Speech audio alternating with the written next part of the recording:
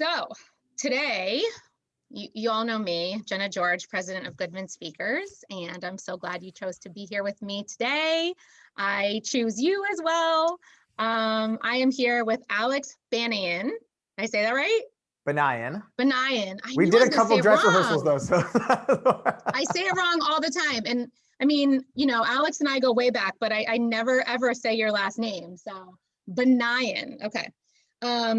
Alex is the youngest best-selling business author in American history, you guys, here with us today, author of The Third Door, and he's been speaking for over 10 years, if you can believe it, on exponential growth and high performance. And he's here with us today to share a little bit about his presentation on exponential growth and success, and then we're going to open it up for conversation. So I really hope that you guys are excited as I am, and will participate in that conversation later.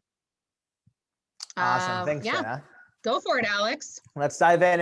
And, as Jenna said, my name is Alex. And the reason Jenna and I had this idea, and I give all credit to Jenna, was really to just get a small, intimate group of some of Jenna's favorite people in the Goodman ecosystem and share some of these ideas about exponential growth, particularly as we look forward into 2021.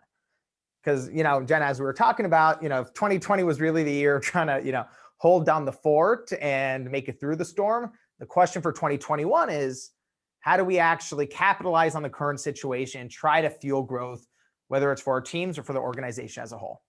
So that's why we had the idea for today's webinar. And, as Jenna mentioned, for the past 10 years, I've been obsessively studying success. I've spent thousands of hours researching, going through hundreds of biographies, and most importantly, sitting down one-on-one and asking questions to the people I was dying to get answers from. So for business, I spoke to Bill Gates, music, Lady Gaga, science, Jane Goodall, poetry, Maya Angelou, Quincy Jones, Steve Wozniak, Jessica Alba. It's been this unbelievable journey filled with surprising lessons at every turn.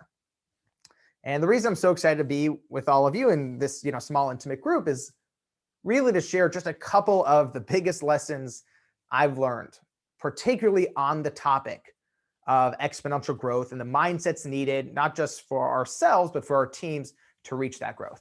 So what we're going to do is I'll spend, the first half of our time together sharing some of my favorite stories from this 10-year journey. And then Jenna's going to come back and we're going to open it up for Q&A and just dive into what you are dealing with your teams. So we'll get into Q&A at the end. So to give a bit of context to how this whole journey got started, I have to take you back 10 years. I was 18 years old, a freshman in college, and I was spending every day lying on my dorm room bed, staring up at the ceiling. And I don't know if any of you have gone through the, what do I want to do with my life crisis, but I was going through it and it was hitting me hard. And to understand why I was going through it, you have to understand that I'm the son of Persian Jewish immigrants, which pretty much means I came out of the womb, my mom cradled me in her arms, and then she stamped MD on my behind and sent me on my way. And, you might think it's funny, but in third grade, I wore scrubs to school for Halloween and thought I was cool. That was my childhood growing up. And in high school, I checked all the boxes. I studied for the SATs. I took all the biology classes. I went to pre-med summer camp. So by the time I get to college, I'm the pre-med of pre-meds. But very quickly, I find myself lying on that dorm room bed, looking at this towering stack of biology books, feeling like they're sucking the life out of me. And at first I assumed, maybe I'm just being lazy. But very quickly I began to wonder, maybe I'm not on my path. Maybe I'm on a path somebody's placed me on and I'm just rolling down. So now, not only do I not know what I want to do with my life, I have no idea how the people who I looked up to, how they did it. How did Bill Gates sell his first piece of software out of his dorm room when nobody knew his name? How did Spielberg become the youngest director in Hollywood history without a single hit under his belt? This is what they don't teach you in school. So I just assumed there had to be a book with the answers. So I'm going to the library and I'm just ripping through business books and biographies and self-help books, assuming there had to be a book, not on a particular age in life, but really a stage. When you have a big goal, when you have a big dream and no one's taking your calls, no one's taking your meetings, how do you find a way to break through? And eventually I was left empty-handed. So that's when my naive 18-year-old thinking kicked in. I thought, well, if no one's written the book I'm dreaming of reading, why not write it myself? I thought it'd be super simple. I thought I would just call Bill Gates, interview him, interview everybody else, and I'll be done in a few weeks. That I assumed would be the easy part. The hard part, I figured, was getting the money to fund this journey. I was buried in student loan debt. I was all out of bar mitzvah cash. So there had to be a way to make some quick money. So 2 nights before final exams, I'm in the library doing what everyone does in the library right before finals. I'm on Facebook. And I'm on Facebook and I see somebody offering free tickets to The Price is Right. And I know Jen and I have talked about this part of the story before. And those of you who grew up in the US know The Price is Right is the, longest running game show in American history. And I see someone offering free tickets to the show on Facebook, and the show was filming the next morning. And I was going to school in Los Angeles, not too far from where the show filmed. And my first thought was, what if I go on the show and win some money to fund this book? Not my brightest moment. Plus, I had a problem. I'd never seen a full episode of the show before. I'd seen bits and pieces when I was homesick from school in 4th grade, but I'd never seen a full episode before. So I told myself it was a dumb idea and to not think about it. I don't know if any of you have ever had one of those moments where an idea, no matter how ridiculous, it just keeps clawing itself back into your mind. So almost to prove to myself how bad of an idea this is, I remember sitting, I'm at this round wooden table in the corner of the library, and I open my spiral notebook and I write best and worst case scenarios, to prove to myself this is a bad idea. And I remember writing, worst case scenarios. Fail finals, get kicked out of pre-med, lose financial aid, mom stops talking to me, no, mom kills me. There's 20 cons. And the only pro was maybe win enough money to fund this dream. And it's almost as if somebody had tied a rope around my gut and was slowly pulling in a direction. So that night I decided to do the logical thing and pull an all-nighter to study. But I didn't study for finals. I said I had to hack The Price is Right. And I went on the show the next day and did this ridiculous strategy and I ended up winning the whole showcase showdown, winning a sailboat, selling that sailboat, and that's how I funded the book. And that's really when the journey set off. It took 2 years to eventually track down Bill Gates. It took 3 years to track down Lady Gaga. And when I had started this journey, there was no part of me looking for that, one key to success. We've all seen those TED Talks or keynotes or those business books, and normally I just roll my eyes. But what ended up happening over 7 years of research and interviews is I started realizing that every single one of these people treated life and business and success the exact same way. And the analogy that came to me is that it's almost like getting into a nightclub. There's always 3 ways in.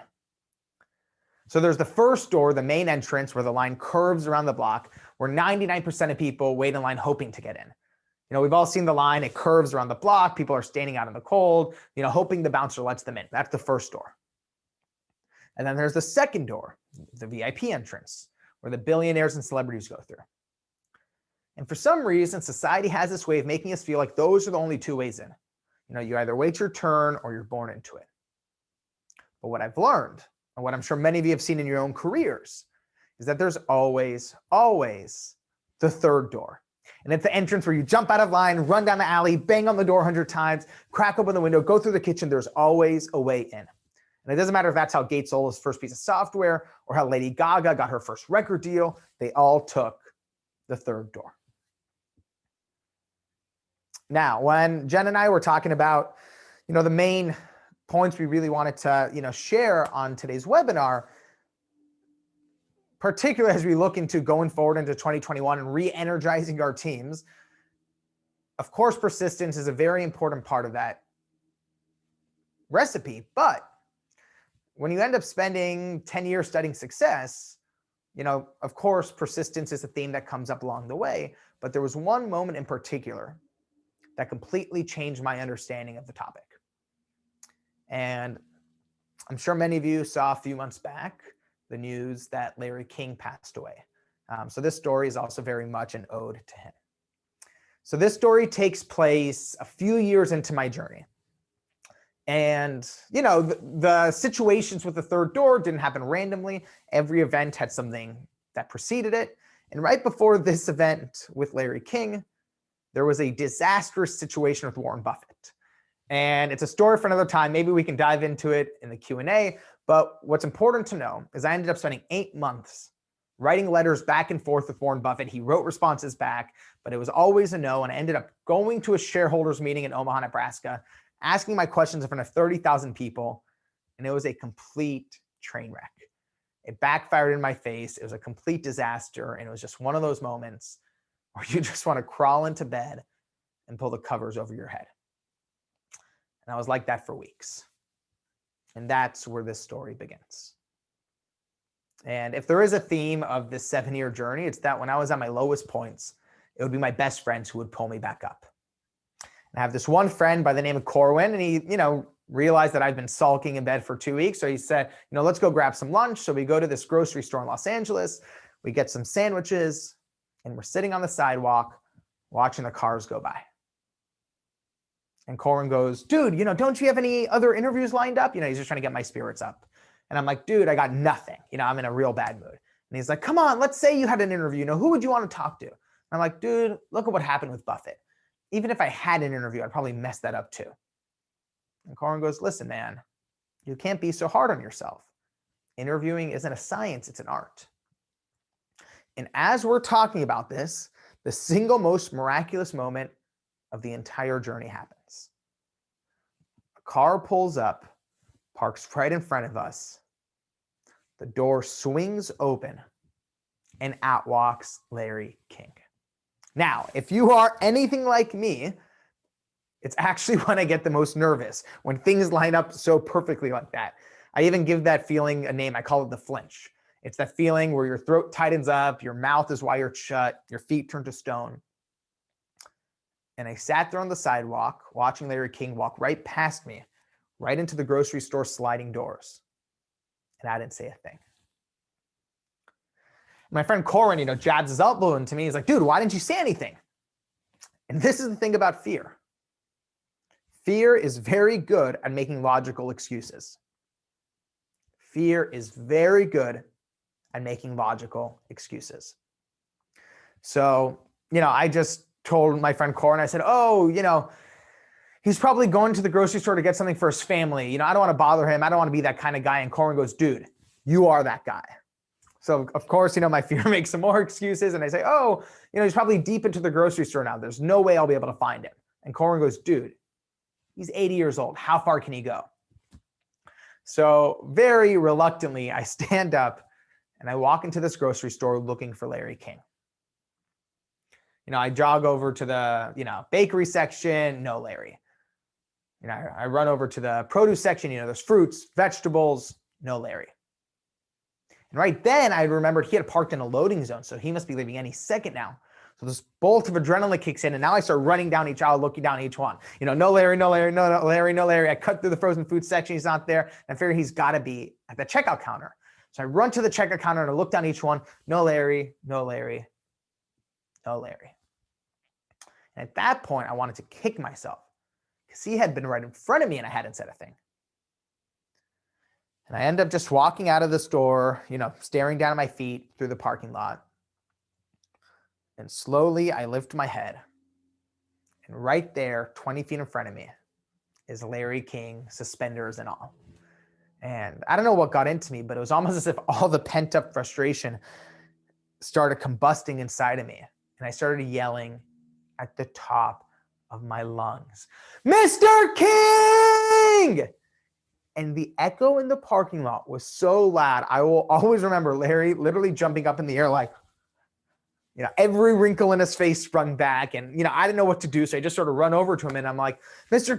King, my name's Alex. I'm 20 years old. I've always wanted to say hi. And he goes, okay, hi. And he walks the other way. So now I'm, awkwardly following him out to his car, trying to think of something intelligent to say. We're now out on the sidewalk. He opens the trunk, stuffs his groceries in, opens the driver's side door, and I go, wait, Mr. King, can I go to breakfast with you? And he looks at me like I'm a lunatic. But before he can respond, he looks around and sees there's about a dozen people on the sidewalk watching this go down. For some reason, I'll never understand, he just shrugs his shoulders and goes, okay.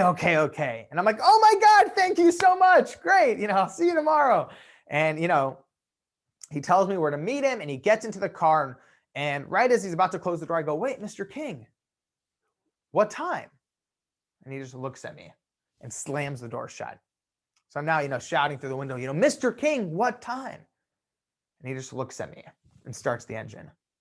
And I'm now standing in front of his windshield, waving my arms, shouting, Mr. King, what time? And he finally goes, 9 o'clock, and speeds off. Now, the moral of the story is not to chase any of your clients or customers down through a grocery store, particularly not this year. The moral of the story comes next. So the next morning comes around, and I walk into this bagel restaurant in Los Angeles, and right there at the corner table is Larry King and his best friends. And there's an open seat at the table, but I had some time to reflect the night before about how I'd acted the day prior. And I thought, today maybe I could take a different approach and maybe be a bit more gentle. So, I walk over to the table and I'm like, hey, good morning, Mr. King. And he just looks up and mumbles, And I think, all right, maybe he just wants a few minutes with his friends and he'll call me over when he's ready. So I see there's a table next to him open, and I sit down and I wait. 10 minutes goes by, 30 minutes pass, an hour passes, and then finally he stands up and starts walking toward me. And I can feel my cheeks lifting. And then he walks right past me and heads for the exit. And I sort of just put a hand up and I go, Mr. King? And he goes, what is it, kid? What do you want?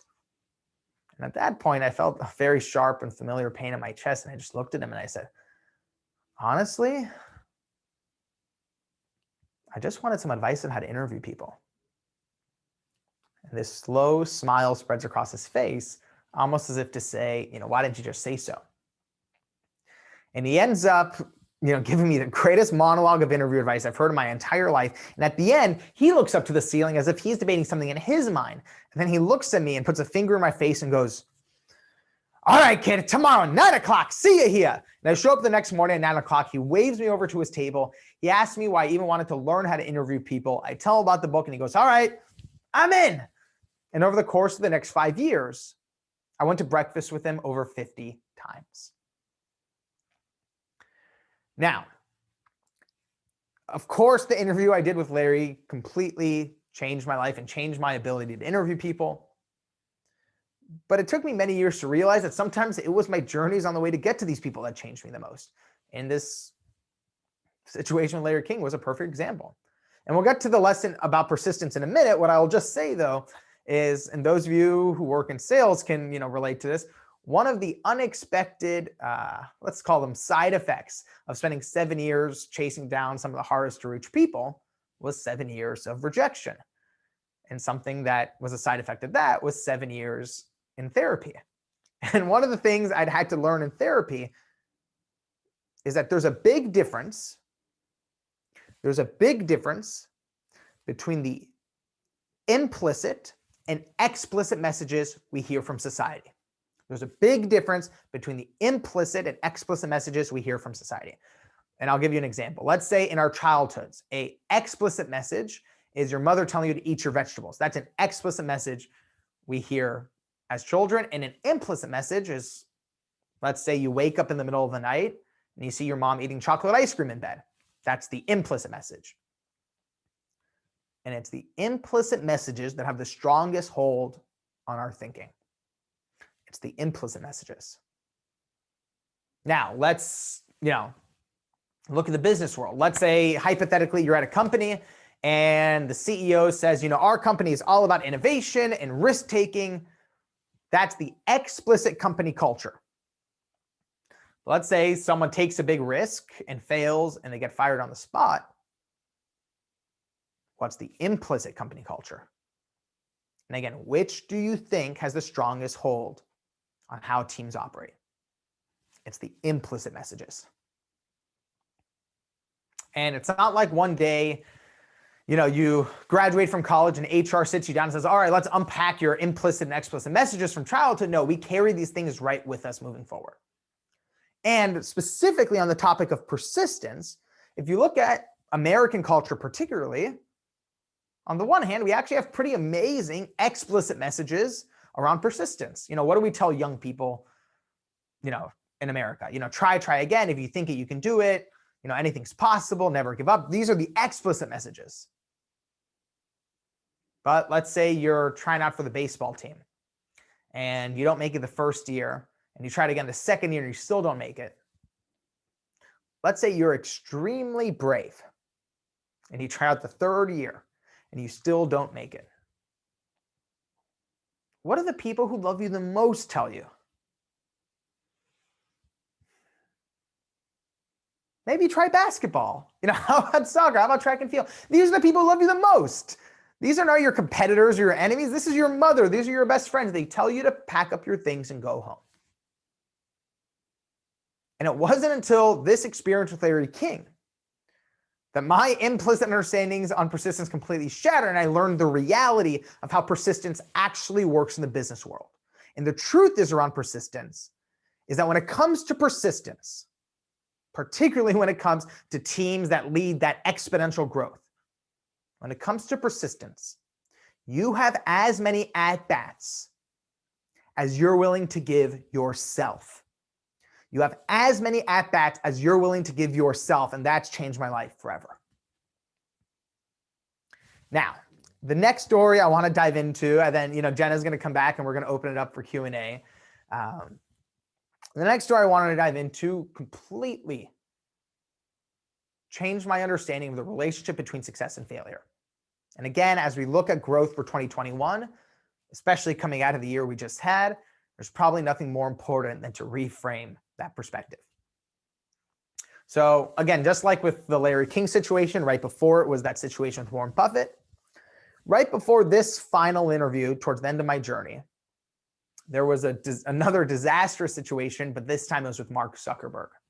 And again, it's a story for another time, but what you need to know is I ended up getting introduced to Zuckerberg over email. We set up a time to meet, but because I dropped the ball logistically, when I showed up to the building, the event security thought I was an imposter. They wouldn't let me in, and I ended up missing my meeting with Zuckerberg. It was just one of those situations where I just woke up every morning wanting to beat myself up. It felt like I'd fumbled the ball on the 5-yard line and I just couldn't forgive myself. And I just beat myself up internally over and over and over again until my insides were black and blue. And that's how I was internally when I walked into this final interview with Quincy Jones. Now, I know and I knew what a lot of people know about Quincy Jones. I knew that Quincy Jones is one of the best music producers of all time. He produced the best-selling album of all time, Michael Jackson's Thriller. He produced the best-selling single of all time, We Are the World. He's worked with Sinatra and Ray Charles in the world of film. He produced The Color Purple for television, The Fresh Prince of Bel-Air. He helped discover Oprah Winfrey and Will Smith. He's undeniably one of the most successful people in entertainment history. But the moment I stepped into his house, I realized I don't know the half of it. So you sort of have to picture this. I step into this living room that's a perfectly circular room with gold lighting coming from the floors. And there's a couch right in the middle. And I sit down on the couch, and a few minutes later, in walks in Quincy Jones. And again, he's about 80 years old, so he walks in very tenderly. He's wearing this long blue velvet robe with gold stitching on the bottom. He sits down next to me and he asks me where I'm from. And I'm like, hey, Mr. Jones, my name's Alex. I'm from Los Angeles. And he goes, no, I said, where are you from? And I'm sort of thinking, is this like a trick question? And then I finally realized, I'm like, oh, my family's from Iran. And he goes, that's what I thought. And he launches into a 30-minute story about dating a Persian princess, trying to break the Ayatollah out of prison. And he sucks me into the Quincy Jones vortex. And it is the happiest place on earth. The guy has a story for everything. We're talking about the pyramids in Egypt or talk about Rio's Carnival. And he has this way of looking into your soul and telling you everything you need to know without you even having to ask. And about halfway through the interview, he tells me a story that, as I mentioned earlier, completely changes my understanding of the relationship between success and failure. And the story takes place early on in Quincy's career. And he's explaining to me that when he was starting out in the music industry, the whole industry was run by the mafia. The whole industry was run by the mafia.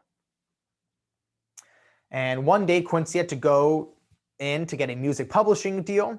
So he goes into this executive's office. He sits down. The executive is sitting behind his desk.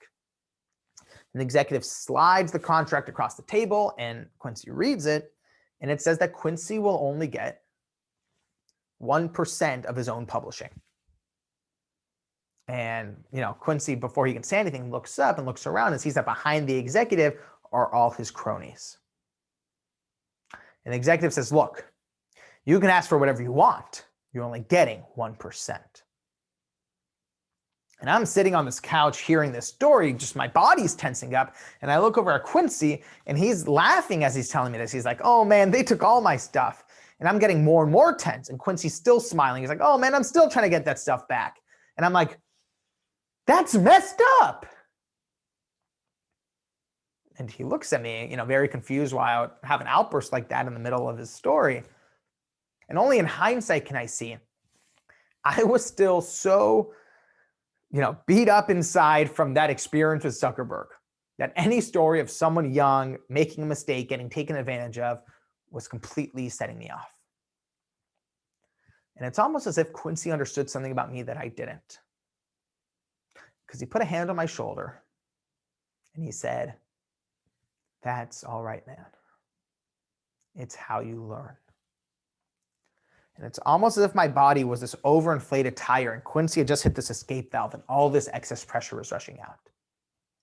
And he looked at me and he said, listen, 99% of people hate their mistakes. They don't want to talk about it. They want to pretend they never happened. They treat their mistakes as their biggest enemy. And that's the biggest mistake you can make. It's only when you treat your mistakes as your best friends, it's only when you cherish your mistakes can you learn from them. And only then can you grow. Your mistakes are your greatest gift. And of course, that was great advice, but before I knew it, the Quincy Jones vortex kept on going. And now, I check my watch and I see it's been about 3 hours. And, we've all been in those situations where you feel a conversation, slowly coming to an end. And I just look at him and I say, Mr. Jones, I just have to tell you, this conversation has changed my life. And he's like, that's so beautiful, man. How so? And I'm like, well, you really showed me, what it means to grow and how to be a person of the world. And he's like, that's amazing. In what way? And I said, well, you showed me that the only way you can really grow is by traveling and going on adventures. And he goes, no, you need to cherish your mistakes. And it's almost as if he wasn't going to let me leave that room until that lesson sunk in. And in that moment, it did. And I remember sitting there on that couch and having this epiphany that I had spent my entire journey assuming that the opposite of success is failure. Going back to implicit and explicit messages, what do they teach us in kindergarten? The opposite of up is down. The opposite of success is failure. But it wasn't until I was sitting there with Quincy Jones that I realized that success and failure are not only not opposites, they're just different sides of the same coin. They're both a result of the same thing. They're both a result of trying. So the opposite of success isn't failure. The opposite of success is not trying. And I remember sitting there and swearing to myself that from this point forward, I would be unattached to success and unattached to failure, and instead be committed to trying and growing. And that's the biggest thing I wanted to share with all of you today.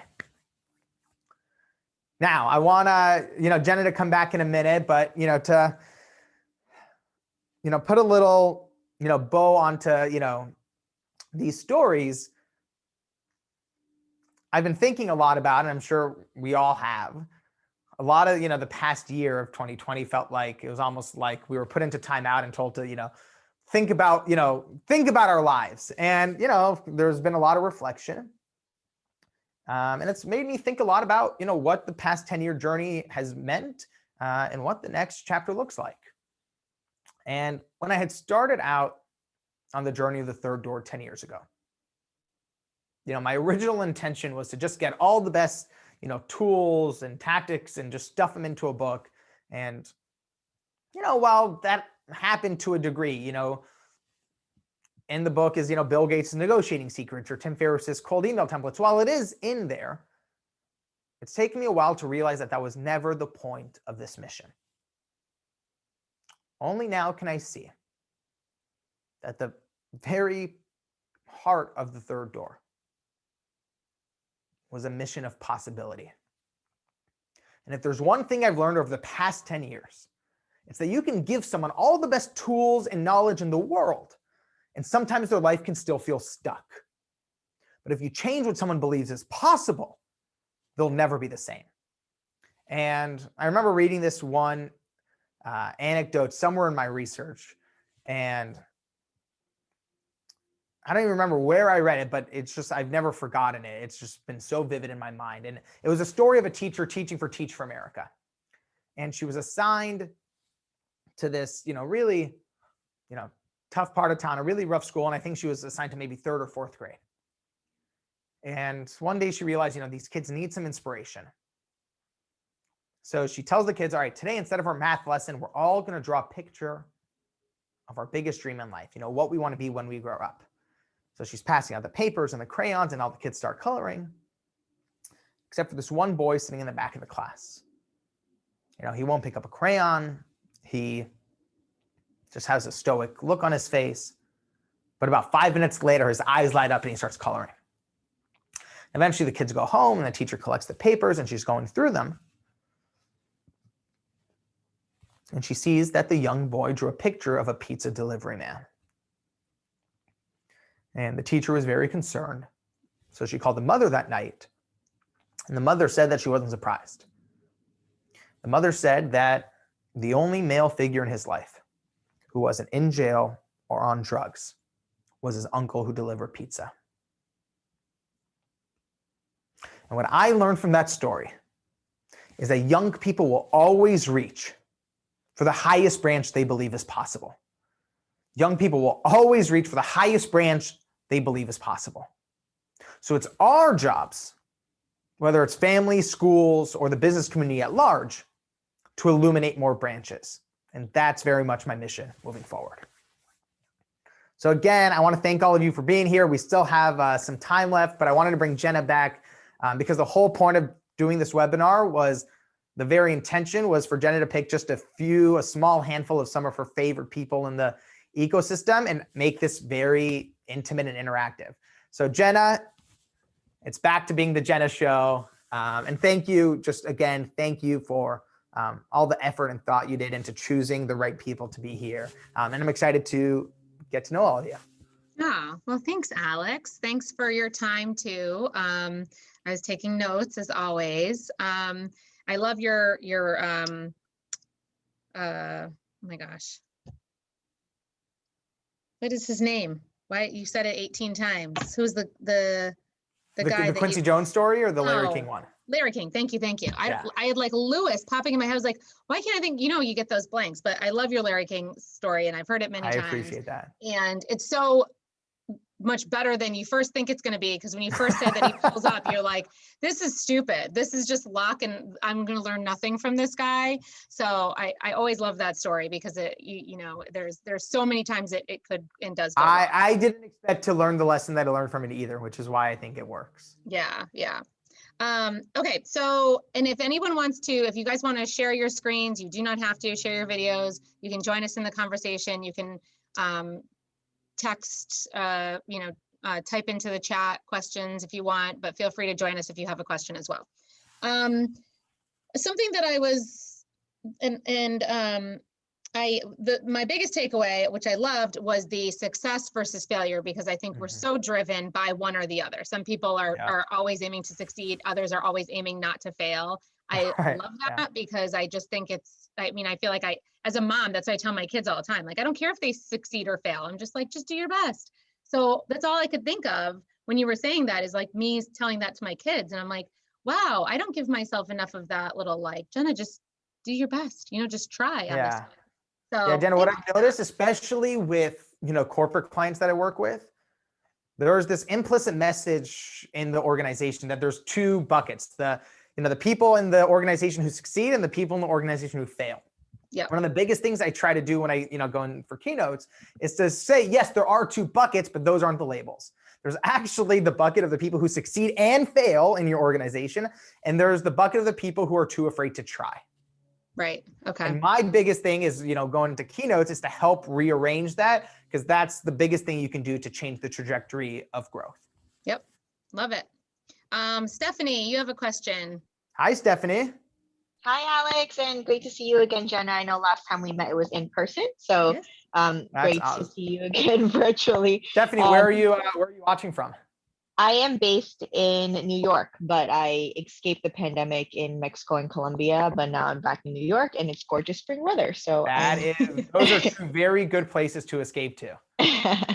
I appreciated what you said about persistence. And I think oftentimes, especially in situations where we want to highlight values and have a growth mindset, and there are all these things that we can say that are motivational. And I think where I struggle is, how do I make sure I'm executing on it and setting up actual systems in place for myself to stay motivated and continue to be persistent? So from an execution perspective, do you have any like organizational tips, or kind of how do you keep yourself, how do you hold yourself accountable to executing on all these like larger aspirational pieces that you explained? Yeah, I'll say, so this is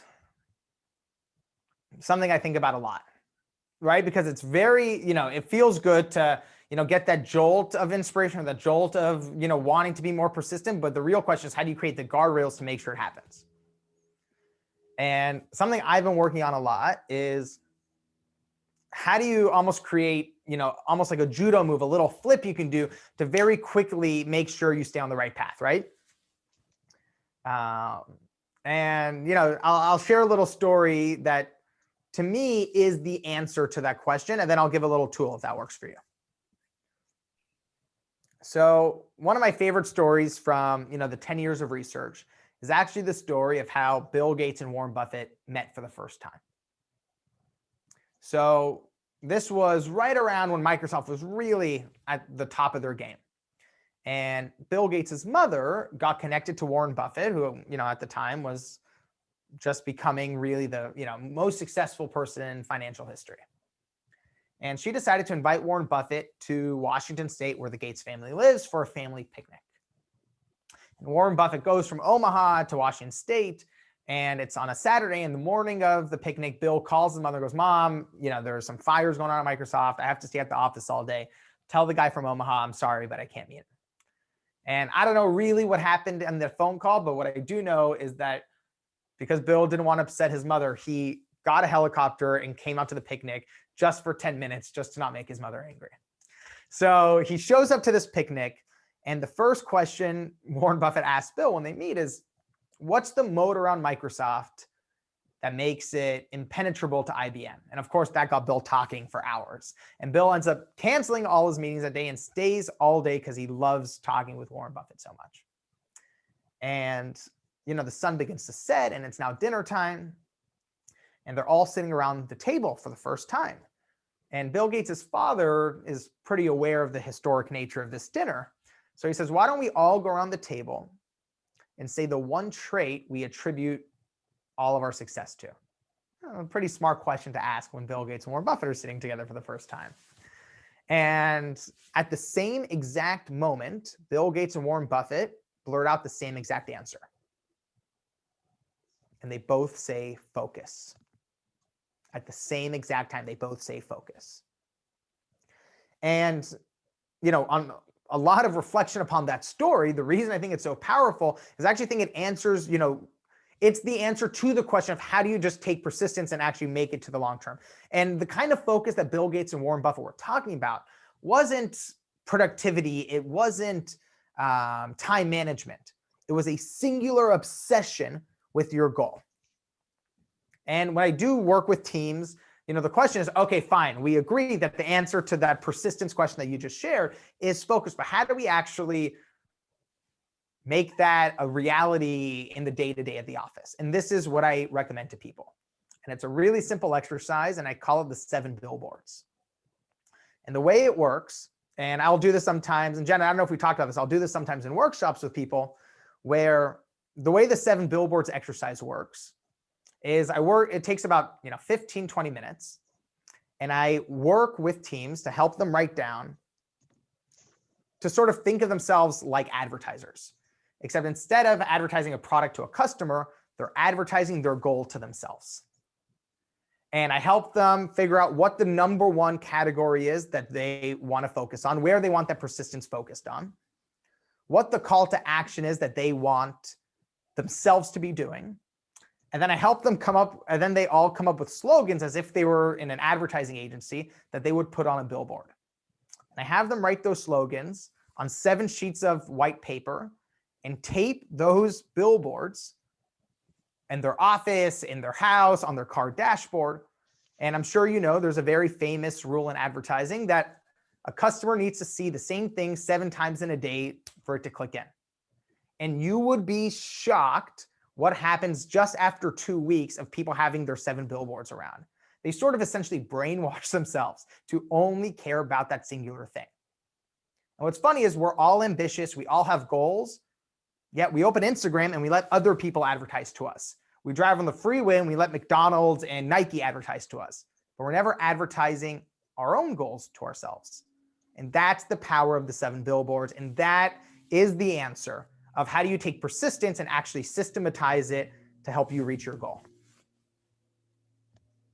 So that was a great question, something I think about a lot.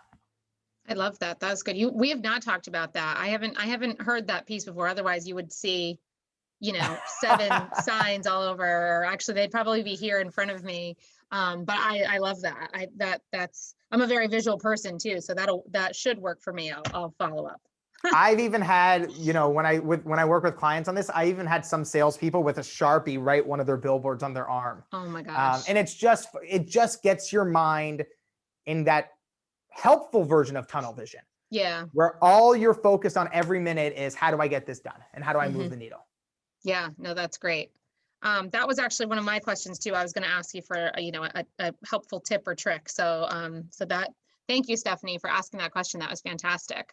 Looks like Julie just came in. Hey, Julie. Yeah, so Julie's got a question.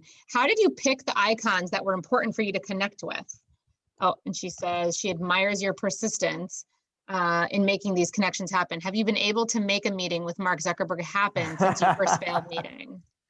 There's been no rekindle romance between me and Mark Zuckerberg. As much as we were trying, the way this list came to be is very naturally.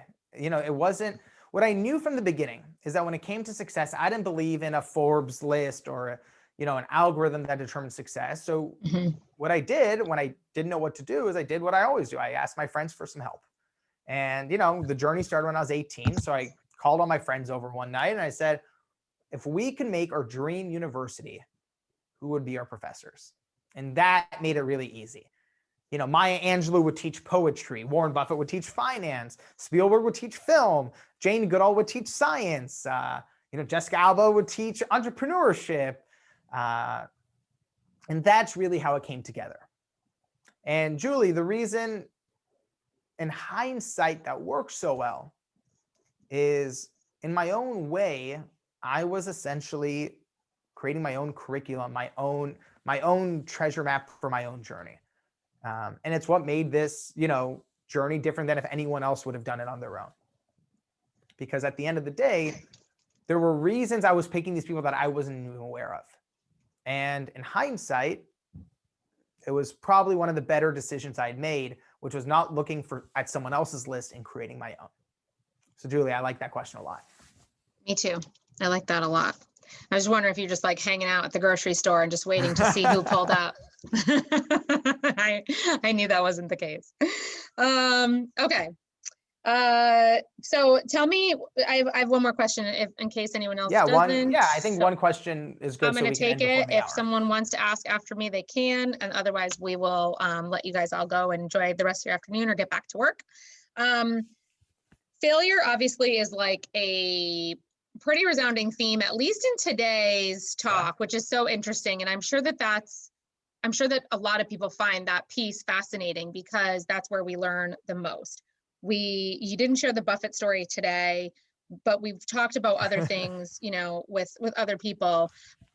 I'm curious if Buffett or missing that meeting with Zuckerberg, which you said was more of like a disconnect, but I don't know if you think of that as a failure, but like, do you have a biggest failure? And is there something that you like regret, or do you have a biggest failure and you felt like it became your biggest lesson? Like, so what's your biggest failure, and does it have a negative or positive resonation with you? Like there's got to be some feeling that comes from that failure, and I'm curious what it is. Yeah, even when you were asking the question, I just had like a flashback of definitely the failure that just hurt the most. Yeah. It nervous. Burned, it seared. And going back to the Quincy Jones advice, right? It's also the one I cherish in a way because it's the one that taught me the most. And it taught me not just the most, it taught me what I desperately needed to learn. Okay. And hopefully I can share with you also, you don't have to go through the same pain I went through. And it actually is related to the Warren Buffett situation. Okay. So, and this is a fun story to end on today. So, as I mentioned, I went on this 8-month quest to interview Warren Buffett.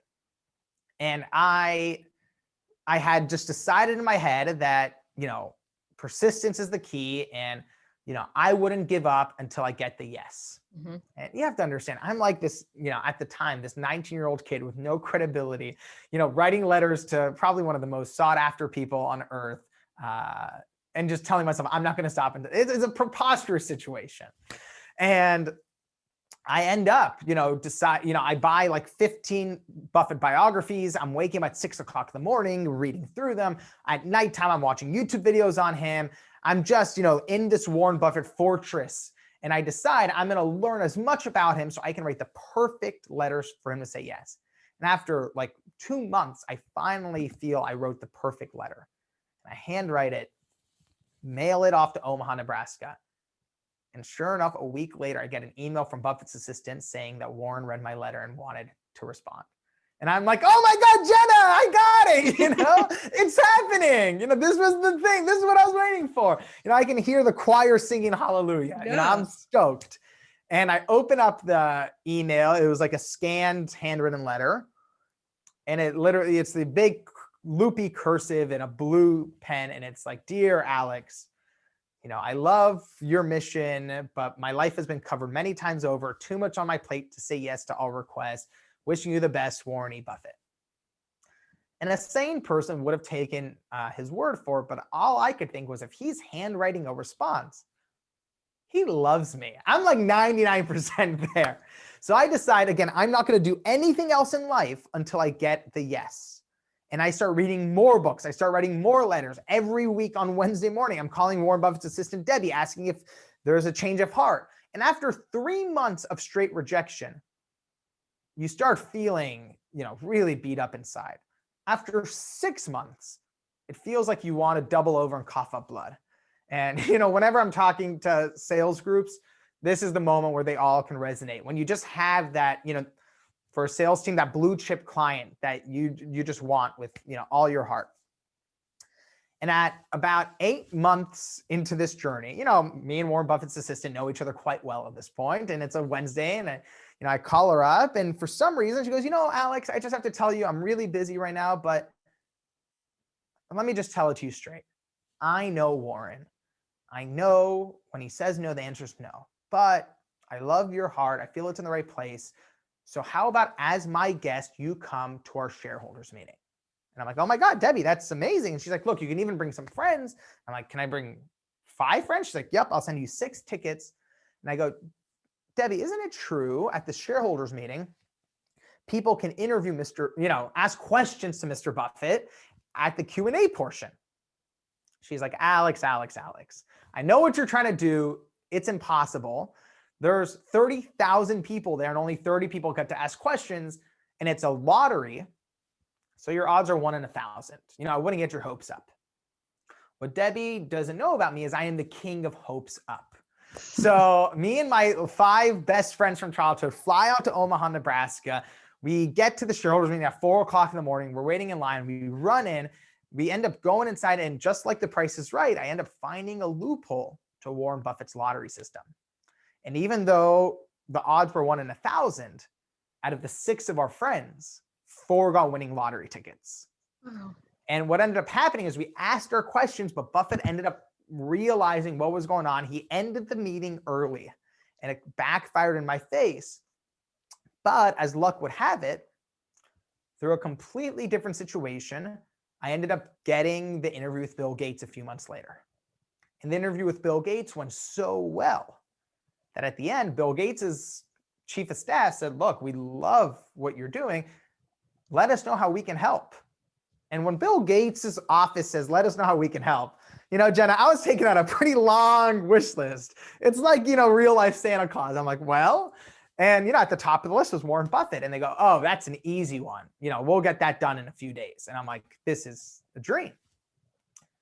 I'll never know exactly what happened, but I get an email a week later from Bill Gates' office saying, dear Alex, please no more outreach to Warren's office. Thank you.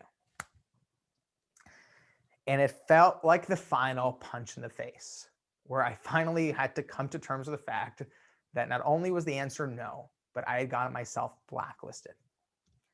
And it was one of those, your question was about failures. This is one of those failures where you finally, the lesson just hits you square in the face.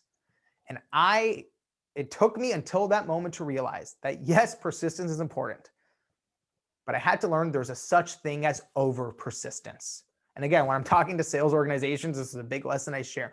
There is persistence I thought was banging on a door 100 times. Mm-hmm. What I learned after this experience is that persistence is actually knocking on 100 different doors, because you can knock on one door so many times that it's not that the door will bust open, it's that they'll put a deadbolt on and call the police. And what I learned is that, there is a right way to be persistent. There is a right way to follow up.